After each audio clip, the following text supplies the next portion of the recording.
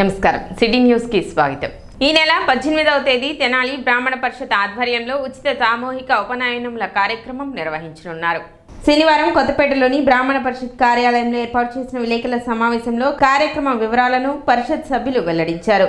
18వ తేదీ ఆదివారం తెనాలి కొత్తపేటలోని మండల పరిషత్ కార్యాలయం వద్ద గల శ్రీ లక్ష్మీ కామాక్షి కళ్యాణ మండపం నందు ఈ కార్యక్రమం నిర్వహించడం జరుగుతుందని, కార్యక్రమంలో పాల్గొనదలిచిన వారు ఈ నెల 10వ తేదీ సాయంత్రం 5 గంటలలోపు బ్రాహ్మణ పరిషత్ కార్యాలయంలో సంప్రదించి వివరాలను నమోదు చేయించుకోవాలని కార్యక్రమ నిర్వాహకులు మెట్ట పార్థసారథి పరిషత్ కార్యదర్శి చింతపల్లి సాయి కిరణ్ తెలిపారు। 18/5/2025 బ్రాహ్మణ పరిషత్ ఆధ్వర్యంలో నిర్వహిస్తున్నటువంటి ఉచిత సామూహిక ఉపనయనముల కార్యక్రమం శ్రీ లక్ష్మీ కామాక్షి కళ్యాణ మండపం మాండలిక ఆశ్రమం నందు జరగటం నిర్ణయించినారు। కావున తెనాలి పట్టణ పరిసర ప్రాంత ప్రజలందరూ కూడా, అవకాశం ఉన్న బ్రాహ్మణులందరూ కూడా ఈ ఉచిత సామూహిక ఉపనయనాలు కార్యక్రమంలో పాల్గొని బ్రాహ్మణత్వాన్ని కాపాడుకునేదానికి మొదటి అడుగు కాబట్టి అందరూ కూడా ఇంకా పేరు నమోదు చేయించుకోవాల్సిన వాళ్ళు నమోదు చేయించుకోవాల్సిందిగా 10వ తారీఖు లోపు బ్రాహ్మణ పరిషత్ కార్యాలయాన్ని సంప్రదించి మీ పేరును నమోదు చేయించుకోవాల్సిందిగా తెనాలి పట్టణ మరియు పరిసర ప్రాంత బ్రాహ్మణులందరికీ కూడా తెలియజేస్తున్నాం। సమావేశంలో పరిషత్ అధ్యక్షులు కోట పాదసారథి, కోశాధికారి కామరాజుగడ్డ రామచంద్రమూర్తి, ఉపాధ్యక్షులు కాజా శ్రీనివాస్, పి ధనుంజయ, పులిపాక లక్ష్మణ్ కుమార్, సభ్యులు ప్రవీణ్ జూపూడి పాల్గొన్నారు। ప్రతి మనిషికి ధర్మశాస్త్రంలో 16 సంస్కారాలు జరగాలి అనేటువంటిది ధర్మశాస్త్రం చెబుతుంది। అందులో 16లో చాలా ముఖ్యమైనటువంటిది ఉపనయనము అనేటువంటి యొక్క సంస్కారం। తద్వారా ఆయుస్తేజో వీర్య యశశ్రీ పుష్యకామ్యార్థ ఫలసిద్ధ్యర్థం అని ఉపనయనం చేసేటువంటి పిల్లవాడికి ఆయుష్షు, తేజస్సు, వర్చస్సు అపారమైనటువంటి యొక్క అమ్మవారి యొక్క అనుగ్రహం కోసం ఈ ఉపనయన సంస్కారం అనేటువంటిది పరమేశ్వరుని అనుగ్రహించినటువంటి గొప్పదైనటువంటి కార్యక్రమం। అట్లాంటి కార్యక్రమాన్ని తెనాలిలో ఉండేటువంటి వారు లేక తెనాలి పరిసర ప్రాంతాల్లో ఉపనయన సంస్కారం చేసుకోలేనటువంటి, ఏదైనా కారణం చేత చేసుకోలేనటువంటి బ్రాహ్మణులు ఎవరైనా ఉంటే ఈ తెనాలి బ్రాహ్మణ పరిషత్తు వారు రేపు 18వ తారీఖున సామూహికంగా ఉపనయనం చేద్దాం అనేటువంటి గొప్పదైనటువంటి సంకల్పం కలిగింది। ఈ ఉపనయన సంస్కారం ద్వారా ప్రతి మానవుడికి వాడు పొందేటువంటి భోగభాగ్యముల మీద, అలాగే ఆయుష్షు, తేజస్సు, వర్చస్సు ఇట్లాంటి కామ్యమంతా పిల్లలకి కలుగుతుంది। కాబట్టి అవకాశం ఉన్నటువంటి వారందరూ కూడా ఈ నెల 10వ తారీఖు లోపల మీ పేరు నమోదు చేయించుకొని ఈ సామూహికంగా జరిగేటువంటి ఉపనయనాది కార్యక్రమాల్లో మీరు కూడా పాల్గొని అమ్మవారి యొక్క అనుగ్రహాన్ని పొందవలసిందిగా కోరుతూ ఉన్నాం। ప్రధాని మోదీ రాక వల్ల ఈ రాష్ట్రానికి ఒరిగిందేమీ లేదని, మరోసారి ఆంధ్ర ప్రజలను దగా చేశారని ఏఎస్ఎఫ్ రాష్ట్ర ప్రధాన కార్యదర్శి బందెల నాజర్జీ అన్నారు। రాష్ట్ర వ్యాప్తంగా విద్యారంగ సమస్యలు పరిష్కరించాలని ఏఎస్ఎఫ్ గుంటూరు జిల్లా తెనాలి నియోజకవర్గ సమితి ఆధ్వర్యంలో మీడియా సమావేశం నిర్వహించారు। ఈ సందర్భంగా ఏఎస్ఎఫ్ రాష్ట్ర ప్రధాన కార్యదర్శి బందెల నాజర్జీ మాట్లాడుతూ, నిన్న ప్రధానమంత్రి మోడీ అమరావతి పర్యటనలో భాగంగా మోడీ ఉపన్యాసంలో ఈ రాష్ట్ర విభజన హామీల ప్రస్తావనే లేదని ఆగ్రహం వ్యక్తం చేశారు। వెనుకబడిన ఉత్తరాంధ్ర, రాయలసీమకు ప్రత్యేక ప్యాకేజీపై రాష్ట్ర విభజన హామీల్లో భాగంగా రాష్ట్రానికి రావాల్సిన 11 విశ్వవిద్యాలయాల నిర్మాణం ఎప్పుడు అని ప్రశ్నించారు। మోడీ రాక వల్ల ఈ రాష్ట్రానికి ఒరిగిందేమీ లేదని అన్నారు। ఎన్నికలలో ఎన్డీఏ కూటమి ఇచ్చినటువంటి హామీలో భాగంగా బీసీ విద్యార్థులకు శాపంగా మారిన జీవో నెంబర్ 77ను రద్దు చేయాలని డిమాండ్ చేశారు। తక్షణమే పేద విద్యార్థులకు వైద్య విద్యను దూరం చేసే జీవో నెంబర్ 107, 108 రద్దు చేయాలని డిమాండ్ చేశారు। ఈ కార్యక్రమంలో ఏఎస్ఎఫ్ జిల్లా అధ్యక్షుడు గండు శివనాగరాజు, ఏఎస్ఎఫ్ రాష్ట్ర కార్యవర్గ సభ్యులు పాసెం వెంకటేష్, ఏఎస్ఎఫ్ తెనాలి పట్టణ కార్యదర్శి చెన్నూరి సాయి, తెనాలి పట్టణ సహాయ కార్యదర్శి తేజ, ఏఎస్ఎఫ్ నాయకులు జయదీప్, పొట్లు, నవీన్, వివేక్, శేఖర్, నరేంద్ర తదితరులు పాల్గొన్నారు। ఈ రాష్ట్ర తెలుగుదేశం పార్టీ మా భవిష్యత్తు సీఎం అని చెప్పని పిలువబడతా ఉన్నారు। ఈ రాష్ట్ర మానవ శాఖ మంత్రి నారా లోకేష్ గారు అధికారంలోకి రాకముందు తన సొంత మంగళగిరి నియోజకవర్గంలో జీవో నెంబర్ 77 రద్దు చేసి ప్రతి ఒక్క పేద విద్యార్థికి పీజీ విద్యను దగ్గర చేస్తానని హామీ ఇచ్చారు। కానీ అధికారంలోకి వచ్చిన తర్వాత ఈరోజు జీవో నెంబర్ 77 ప్రస్తావన లేదు। దాదాపు యూనివర్సిటీల్లో విద్యార్థులు లేక విలవిల్లాడిపోతూ ఉన్నాయి। ప్రైవేట్ పీజీ కళాశాలల్లో, ఎయిడెడ్ కళాశాలల్లో కూడా పీజీ చదువుకునే వాళ్ళు లేరు। వేలాది మంది విద్యార్థులు రోజు ఉన్నత పీజీతో దూరం అయిపోయే పరిస్థితి। అదేవిధంగా గత ప్రభుత్వం హయాంలో 17 మెడికల్ కళాశాలలు రాష్ట్రంలో ఏర్పడితే గత జగన్మోహన్ రెడ్డి గారు 50% సీట్లు ఇవ్వగలము కన్వీనర్ కోటాలో, మరొక 50 సీట్ అమ్ముకొని 12 లక్షలకి 25 లక్షలకి అమ్ముకొని మేము ఈ కళాశాల నడుపుతామని చెప్పని 50% సీట్లు అమ్మకం పెట్టారు. ఆనాడు యువగలం పాదయాత్రలో నారా లోకేష్ గారు తన సొంత మంగళి నియోజకవర్గంలోనే జీవో నెంబర్ 107, 108 రద్దు చేసి ఏదైతే నీట్ పరీక్ష రాస్తారో ఆ నీట్ పరీక్ష రాసి MBBS సీటు పొందుతారో పూర్తి స్థాయిలో 17 మెడికల్ కళాశాలలు నిర్మించి 100కి 100% సీట్లు పేదలకే ఇస్తాము, మేము సీట్లు అమ్ముకోమన్నారు. కానీ అధికారంలోకి వచ్చిన తర్వాత వాళ్ళ కార్పొరేట్ బుద్ధి ఎక్కడ పొండించుకోకుండా P4 సిస్టమ్ విధానాన్ని తీసుకొచ్చి ప్రైవేట్ వ్యక్తుల చేతుల్లో మెడికల్ కళాశాలలు పెడతా ఉన్నారు. అదేవిధంగా ఫీజు రియంబర్స్మెంట్ ఇస్తూ ఉన్నారు. ఈ రాష్ట్రంలో ఫీజు రియంబర్స్మెంట్ విడుదల కాక వేలాది మంది విద్యార్థులు బీటెక్లు MBAలు చదివి చేతితో సర్టిఫికేట్ లేక ఉన్నారు. మే 4వ తేదీన వాసవి కనికా పరమేశ్వరి అమ్మవారి దేవస్థానం సత్రం కమిటీ గత పాలకవర్గం నిర్వహించే సర్వసభ్య సమావేశం చెల్లదని, దానికి చట్టబద్ధత లేదని కమిటీ నూతన అధ్యక్షులు పెండెల వెంకట్రావు తెలిపారు. శనివారం దేవస్థానం ప్రాంగణంలో నూతన పాలకవర్గం ఏర్పాటు చేసిన సమావేశంలో ఆయన మాట్లాడారు. నూతన పాలకవర్గం జరుపుతున్న దేవస్థానం కార్యకలాపాలకు పాత పాలకవర్గం అడ్డు తగులుతున్నారని, దేవస్థానం యొక్క కార్యకలాపాలను ఆపేందుకు పాత పాలకవర్గానికి ఎటువంటి హక్కు లేదన్నారు. అమ్మవారి జన్మదినోత్సవం సందర్భంగా జరిగే ఉత్సవాలకు ఆటంకం కలిగించేందుకు మాత్రమే వారు సర్వసభ్య సమావేశం అంటూ ప్రచారం చేస్తున్నారని పెండెల వెంకట్రావు ఆరోపించారు. నూతన పాలకవర్గానికి సంబంధించి హైకోర్టులో పాలకవర్గం రిట్ పిటిషన్ దాఖలు చేసిందని, కోర్టు పరిధిలో ఉన్నందున 4వ తేదీ పాత పాలకవర్గం సర్వసభ్య సమావేశం నిర్వహిస్తున్నట్లు ప్రకటించింది. దీనికి చట్టబద్ధత లేదన్నారు. సభ్యులు ఈ విషయాన్ని గమనించి 4వ తేదీన జరిగే సర్వసభ్య సమావేశానికి ఎవరూ హాజరు కావద్దని పెండెల వెంకట్రావు సూచించారు. గత 15 రోజుల నుంచి కూడా ఇక్కడ జరిగే విషయాలన్నీ కూడా సభ్యులందరికీ తెలుసు.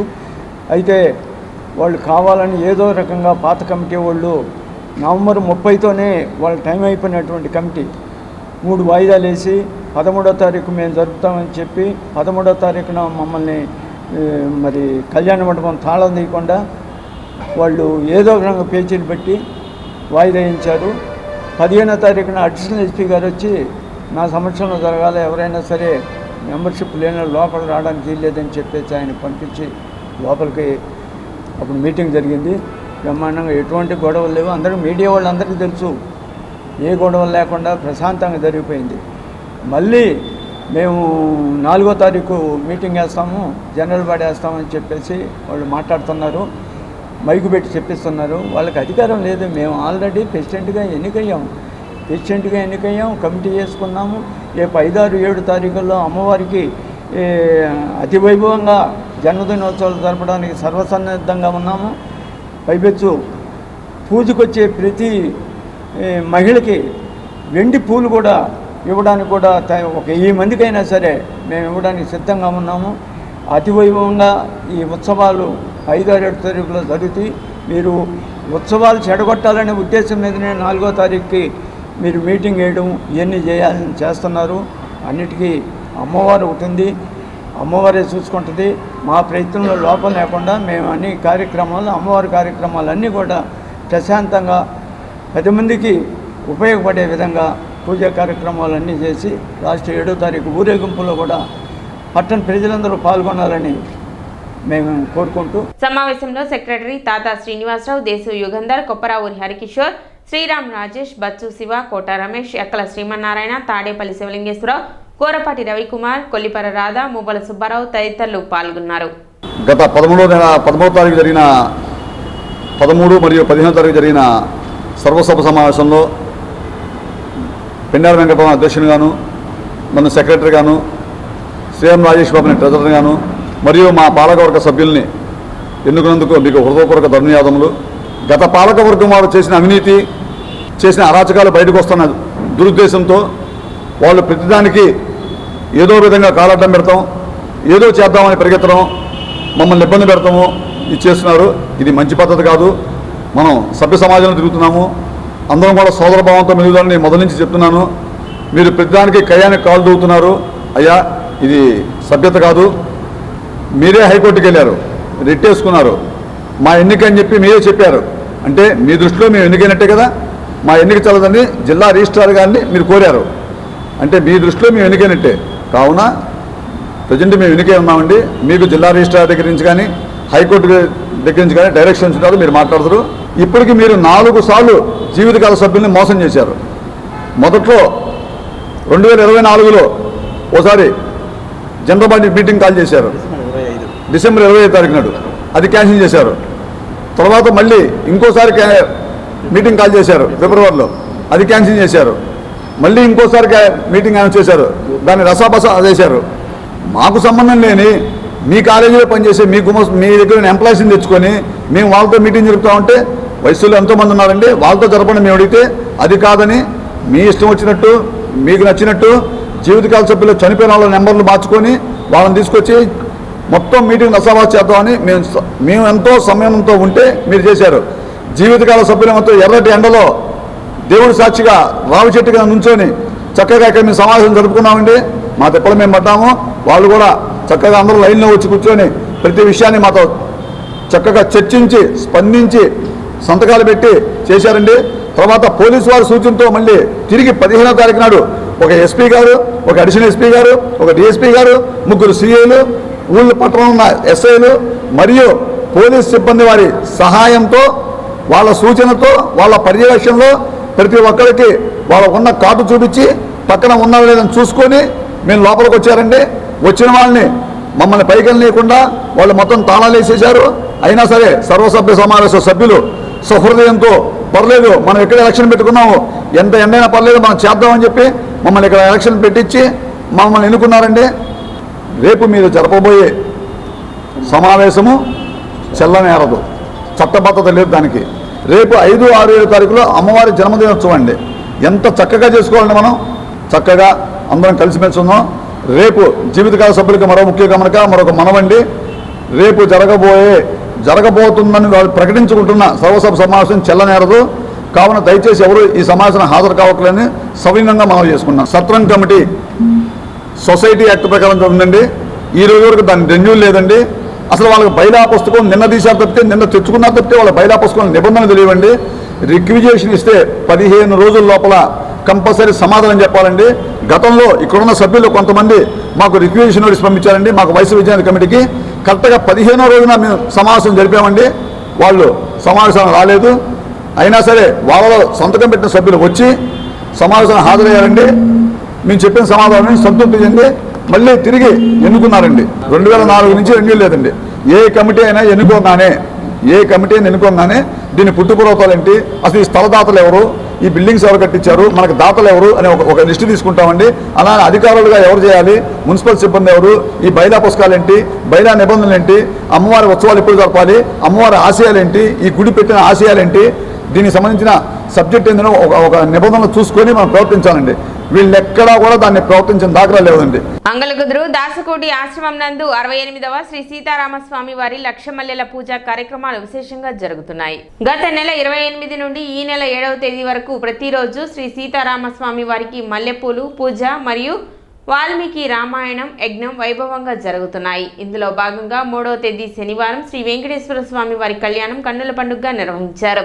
4వ తేదీ శ్రీ సీతారామస్వామి వారికి సహస్ర కలశాభిషేకం, 5వ తేదీ శ్రీ గోదాదేవి కళ్యాణం, 6వ తేదీ సీతా అమ్మవారి జయంతి సందర్భంగా అభిషేకం, పూల అలంకరణ, 7వ తేదీ వాల్మీకి రామాయణం యజ్ఞ పూర్ణాహుతి కార్యక్రమాలు నిర్వహిస్తున్నట్లు పీఠాధిపతి సీతారామదాస స్వామి తెలిపారు. భక్తులు విశేషంగా పాల్గొని కార్యక్రమాలను జయప్రదం చేయాలని కోరారు.